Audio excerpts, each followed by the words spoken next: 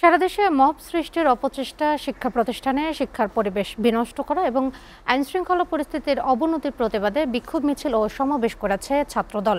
কেউ দেশকে অস্থিতিশীল করতে চাইলে দাঁত ভাঙা জবাব দেওয়ার হুঁশিয়ারি দিয়েছেন ছাত্রদলের নেতারা। প্রতিনিধিদের পাঠানো তথ্য ও চিত্রে ডেস্ক প্রতিবেদন।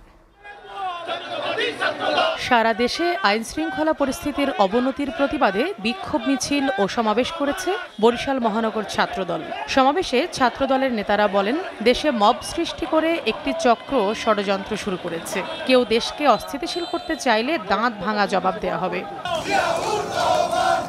নীলফামারী জেলা ছাত্রদলের উদ্যোগে বিক্ষোভ মিছিল বের হয়। উদ্বেগ প্রকাশ করে বক্তারা বলেন, বর্তমান অন্তর্বর্তীকালীন সরকারের নিষ্ক্রিয়তার কারণে গোপন তৎপরতায় গুপ্ত সংগঠন দেশের বিভিন্ন স্থানে একের পর এক মব সৃষ্টি করছে। নাটোরে বিক্ষোভ মিছিল ও মানববন্ধন করেছে জিয়া পরিষদ। এ সময় বক্তারা বলেন, দেশে আইনশৃঙ্খলা এবং শহীদ জিয়া ও তারেক রহমানকে নিয়ে যারা কটূক্তি করছে তাদেরকে বিচারের আওতায় আনতে হবে।